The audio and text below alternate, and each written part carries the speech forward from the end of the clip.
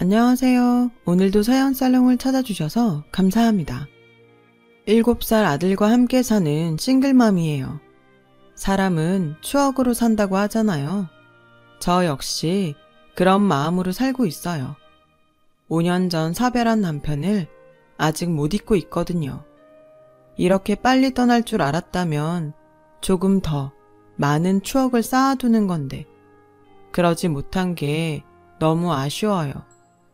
자라면서 제 아빠를 닮아가는 아들을 볼 때마다 더욱 남편이 그립네요.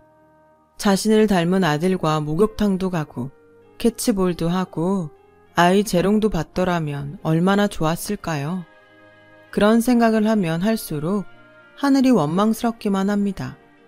한때는 내가 너무 남편을 사랑해서 하늘이 질투를 해 남편을 일찍 데려간 게 아닐까 하는 생각도 했어요. 제게는 세상에 기댈 사람이라곤 남편뿐이었거든요. 저는 남들 다 있는 친정도 없고 형제 하나 없는 천의 고아예요. 그런 제게 남편은 남편이자 부모고 형제고 유일한 가족이었어요. 그래서 더 애틋하고 잊기 힘든 것 같아요. 제가 남편과 만난 건 10년 전쯤이었어요. 당시 저는 아빠와 단 둘이 살고 있었는데 아빠가 교통사고로 크게 다치시는 바람에 병원에 입원해 계셨거든요. 사고 당일 응급수술을 받으셨지만 의식이 돌아오지 않은 상태였어요. 수술을 해주신 의사 선생님은 아무래도 마음의 준비를 하는 게 좋겠다고 하시더군요. 5살 때 엄마가 돌아가신 후로 아빠와 단 둘이 살았던 저로서는 하늘이 무너지는 것 같았어요. 주위에 친척도 없던 터라 어떻게 해야 할지 몰라서 넋놓고 아빠의 병상만 지킬 뿐이었죠. 그런 제가 안쓰러웠는지 그 병원 간호사였던 남편은 제게 말도 걸어주고 보험 처리며 그 밖의 사소한 일 처리까지 옆에서 많이 도와주었어요. 하지만 그런 도움에도 불구하고 아빠는 병원에 실려온 지 열흘 만에 세상을 떠나고 말았죠. 혼자 덩그러니 아빠 영정사진 앞에 앉아있을 때도 제 곁을 지켜준 건 남편뿐이었어요. 장례식장을 찾은 아빠 친구분들과 회사 동료들이 남편을 제 남자친구로 착각할 정도였죠. 아빠가 돌아가시고 한동안 저는 거의 폐인처럼 지냈어요. 세상에 혼자 덩그러니 버려진 것 같아서 무섭고 겁이 나더라고요. 다니던 회사도 그만두고 방구석에 틀어박혀 먹지도 않고 잠만 잤어요. 혹시라도 꿈에 아빠가 나오지 않을까 기대를 하면서요. 하지만 야속하게도 아빠는 단 한 번도 제 꿈에 나오지 않더군요. 그렇게 저는 하루하루 마른 잎처럼 시들어가고 있었죠. 그러던 어느 날이었어요. 모르는 번호로 전화가 왔더라고요. 받아보니 남편이었어요. 일이 있어서 저희 집 근처에 왔는데 잠깐 얼굴 좀 볼 수 있냐더라고요. 솔직히 만사가 다 귀찮아서 거절을 하려고 했는데 그동안 도움받은 것도 많고 해서 인사라도 한 게 예의일 것 같아서 근처 카페로 나갔어요. 남편은 저를 보자마자 대뜸 밥은 먹었냐고 묻더군요. 그런데 별것도 아닌 그 말에 눈물이 나지 뭐예요. 그동안 혼자 외롭게 버텨왔는데 그 서름이 터져버려서 눈물은 쉽게 멈추지 않았어요. 남편은 제 옆자리로 와서 제 어깨를 감싸주더군요. 그리고는 나직한 목소리로 그랬죠. 울어요. 힘들고 서러울 땐 참지 말고 울어버리세요. 괜찮다면 제가 옆에 있어줄게요. 남편의 다정한 그 말이 그 순간만큼은 세상 무엇보다 큰 위로가 됐어요. 그 후로도 남편은 제게 자주 전화를 걸어 안부를 물어왔고 가끔은 집에 찾아와 형광등도 갈아주고 남자 손이 필요한 집안일들을 도와주었어요. 그러다 보니 자연스럽게 연인 사이로 발전하게 되었죠. 이후 저는 다시 회사에 취직을 했고 조금씩 예전의 모습을 찾아갔어요. 그러는 동안에도 남편은 든든하게 제 곁을 지켜주었죠. 그렇게 3년 가까이 연애를 한 우리는 결혼을 생각하게 되었어요. 하지만 막상 결혼을 하려니 제 처지 때문에 걱정이 되더라고요. 아무래도 어른들은 부모가 없다고 하면 안 좋은 시선으로 보시기 마련이니까요. 그래서 시부모님 성향에 대해 먼저 알아보려고 남편한테 물었어요. 자기 부모님은 어떤 분들이셔? 그러자 남편 얼굴이 굳더라고요. 그리곤 한참 만에 입을 열었어요. 난 어렸을 때부터 지금까지 우리 부모님이 다정하게 지내시는 모습을 한 번도 본 적이 없어. 아버지가 경제적으로 무능하셔서 어머니가 실질적인 가장 노릇을 하셨거든. 그러다 보니 점점 집에서 아버지 입지가 좁아졌고 어머니 목소리가 커지면서 두 분 사이가 냉랭하게 변해버렸어. 우리 아버지는 사람은 참 좋으신데 경제관념이 없는 게 흠이거든. 어머니는 경제 능력은 있는데 인간미가 없다고 할까? 두 분이 반반 섞이면 좋을 텐데 말이야. 남편 말만 들어도 두 분이 어떤 분들인지 알 수 있을 것 같았어요. 그리고 얼마 뒤 저는 시댁에 인사를 드리러 가게 되었어요. 남편 말대로 어머님이 실질적인 가장이란 걸 단번에 알겠더라고요. 소파와 식탁의 상석에 어머님이 앉으셨거든요. 게다가 아버님이 한마디 하시라고 할 때마다 어머님이 자르기 일쑤였죠. 그리곤 당신이 질문을 쏟아내셨어요. 그래, 부모님 모두 돌아가셨다고? 그럼 생활은 무슨 돈으로 하고 사나? 집은 자가인가 전세인가? 혼수는 제대로 해올 수 있겠어? 물론 결혼을 앞두고 당연히 궁금한 부분일 테지만 웃음기 없는 표정으로 죄인 추궁하듯 하시는 어머님 태도에 저는 주눅이 들어서 말이 쉽게 나오지 않더라고요. 그 모습을 보신 아버님은 일부러 화제를 돌려보려고 하셨지만 그럴 때마다 어머님이 아버님께 윽박을 지르셨어요.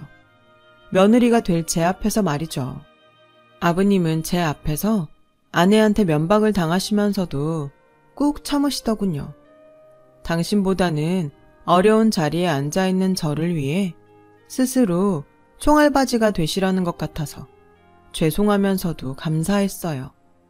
가시방석 같은 첫인사를 마치고 돌아오는 내내 저는 한 걱정을 했어요. 남편은 어머님 말씀을 너무 가슴에 담아두지 말라고 위로를 해주었지만 어디 며느리 입장이 그런가요? 앞으로도 시어머니를 모셔야 할 뿐인데 그런 분 말씀을 흘릴 수는 없는 거죠. 결혼식을 올리는 날까지도 어머님은 저를 몇 번이나 울리셨어요. 사사건건 큰 며느리랑 비교를 하면서요. 그럴 때마다 저를 감싸준 건 남편과 아버님이셨죠. 아주버님은 어머님과 여러모로 닮은 분으로 제게 별 말은 안 했지만 표정만으로도 저를 달가워하지 않는다는 걸 알 수 있었어요. 그건 형님도 마찬가지였죠. 어머님은 결혼식 당일까지도 기어이 제 눈에서 눈물을 빼고야 말았어요. 식장 들어갈 때 손잡아줄 친척 하나 없다는 게 말이 되니? 무슨 그런 콩가루 집안이 다 있어. 내가 이런 애를 며느리로 들여야 하니? 처음부터 왕래하는 일가 친척이 없다고 말씀드렸는데도 끝까지 이러시니 정말 서운하더라고요. 남편과 손을 잡고 동시 입장을 하는데 저 앞에서 저를 보시며 한숨을 푹푹 쉬는 시어머님 얼굴이 보이더군요. 마치 버진로드가 호랑이 입으로 가는 길처럼 보여서 한 발 한 발을 떼는데 그렇게 힘겨울 수가 없었어요. 눈물의 결혼식을 마친 우리 부부는 태국 끄라비로 신혼여행을 떠났어요. 남편 직업상 자리를 오래 비울 수가 없어서 동남아로 결정을 한 거였죠. 어차피 유럽이든 태국이든 남편과 함께라면 어디든 좋았던 저였기에 동남아 여행도 좋았어요. 그런데 신혼여행을 마치고 시댁에 인사를 드리러 갔더니 어머님이 그러시더군요. 선물 꼬라지 하고는 얘 동남아산 꿀을 누가 먹는다고 이런 걸 사왔니? 도로 가져가라.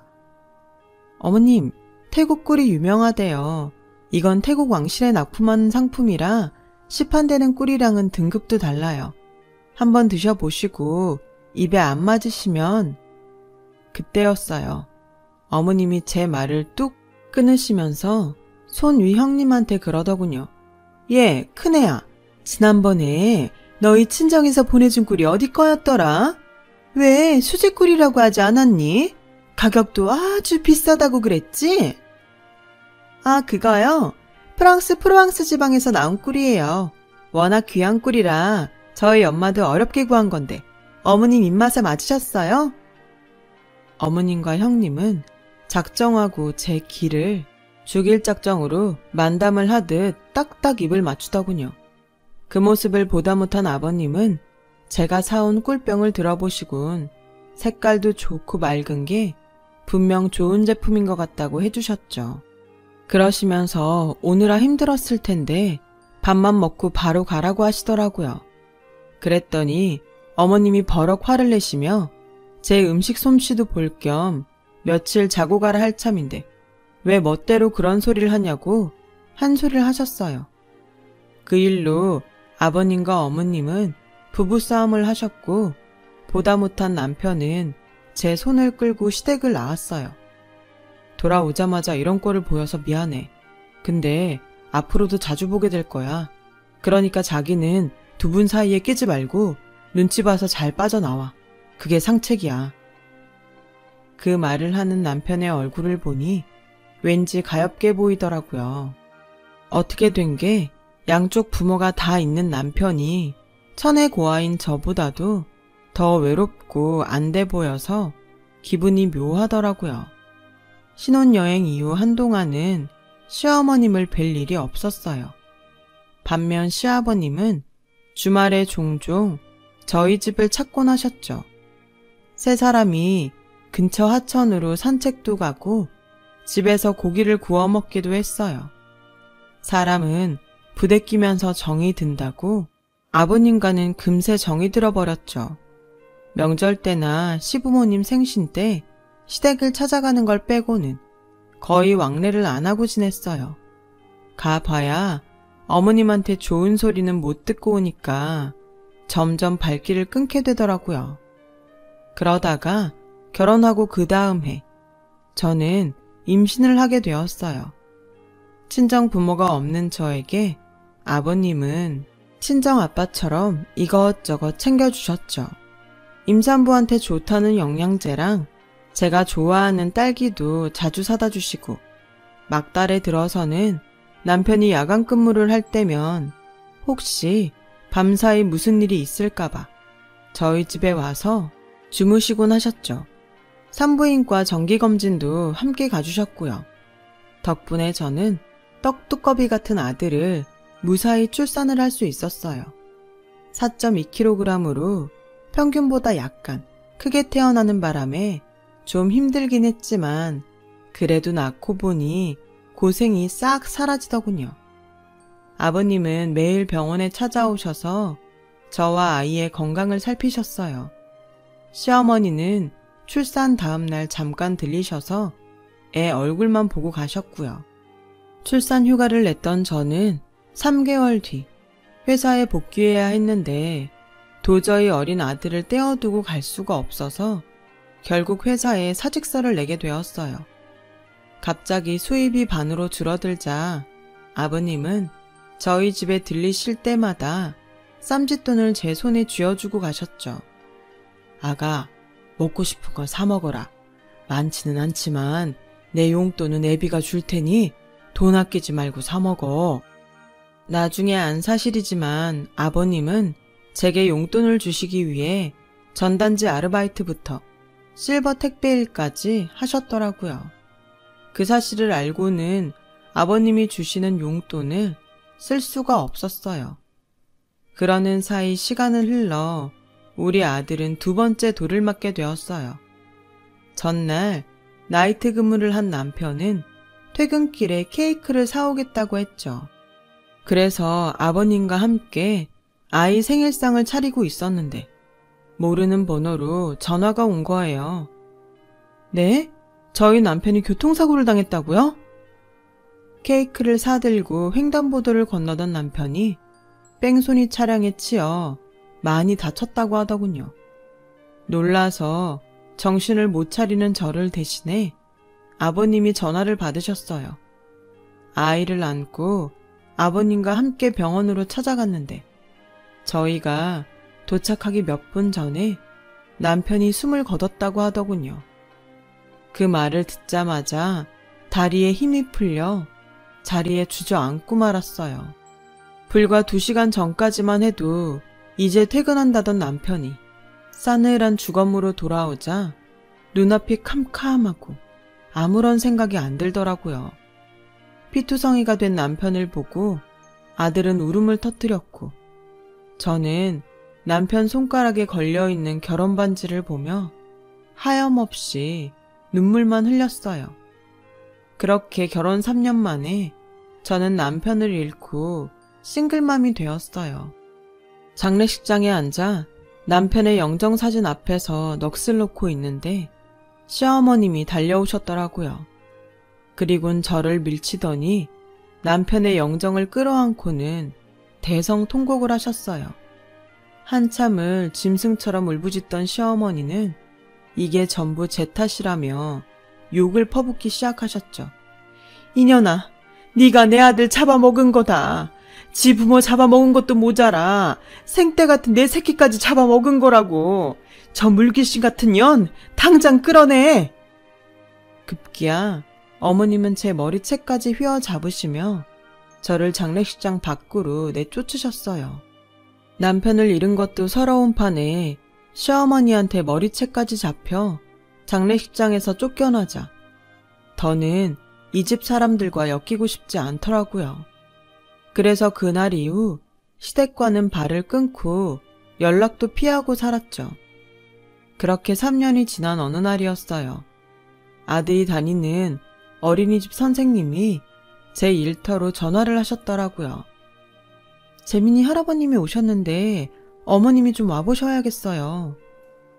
전화를 끊은 저는 일터에 조퇴를 하고는 그 길로 어린이집으로 달려갔어요.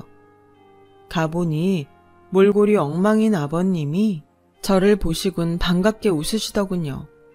딱 봐도 한동안 거리에서 생활하신 것처럼 얼굴이며 옷이며 엉망이었어요.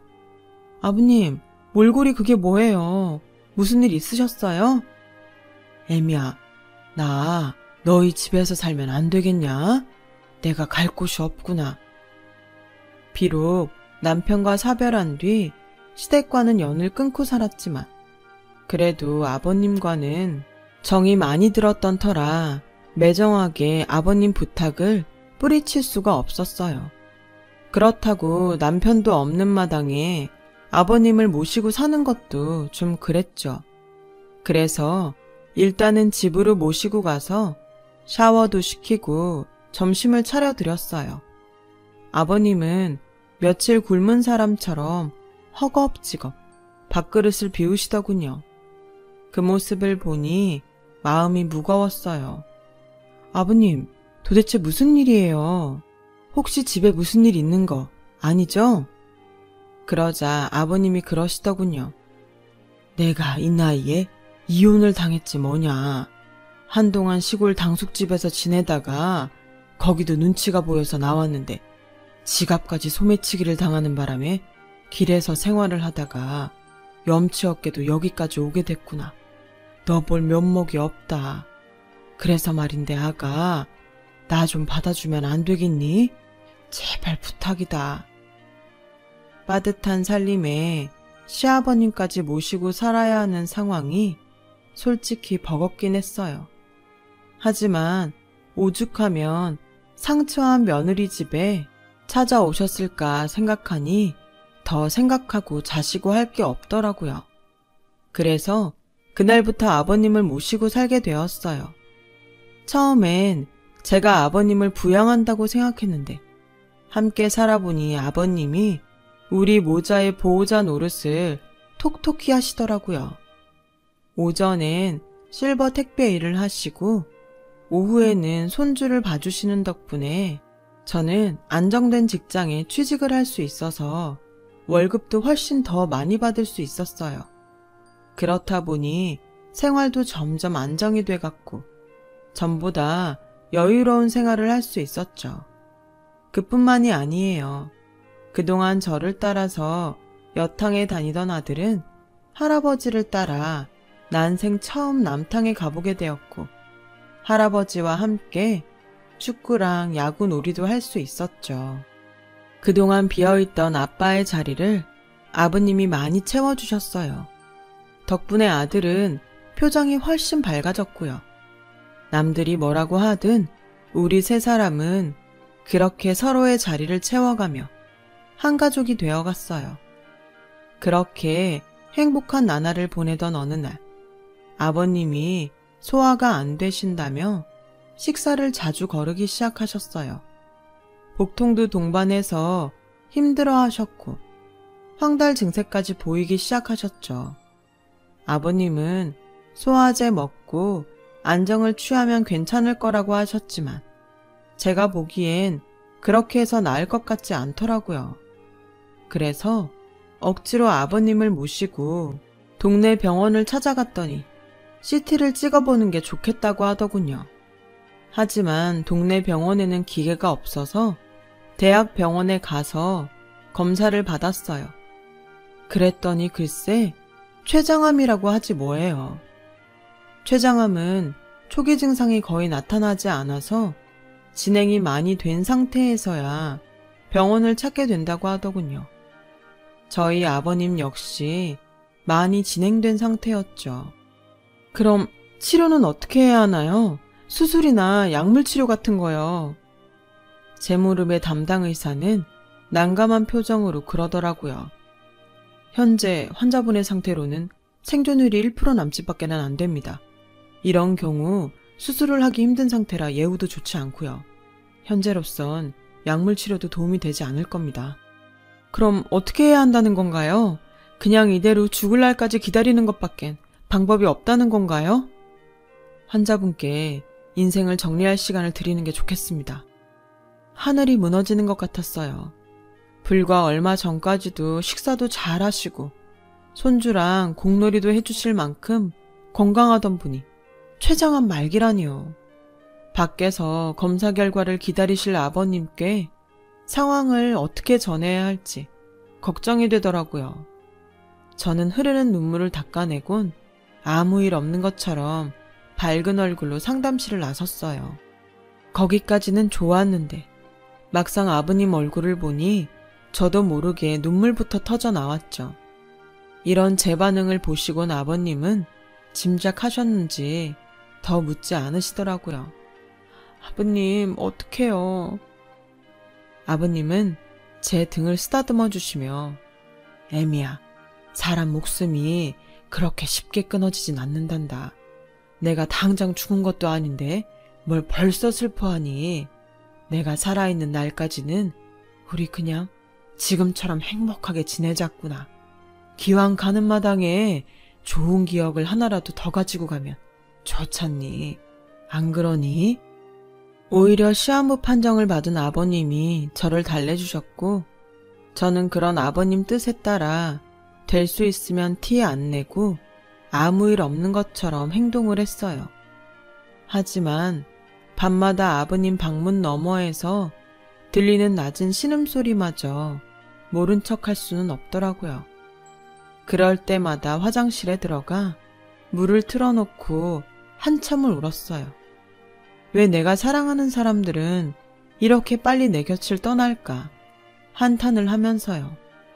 혹시라도 시어머님 말처럼 저 때문에 제 주위 사람들이 죽는 건 아닐까 하는 생각이 들 정도였죠. 하지만 이런 생각에 빠져 지낼 수만도 없었어요. 제게는 부양해야 할 어린 아들이 있고 아들을 키우기 위해서는 돈을 벌어야 했으니까요. 엄마이기에 약해질 수는 없었죠.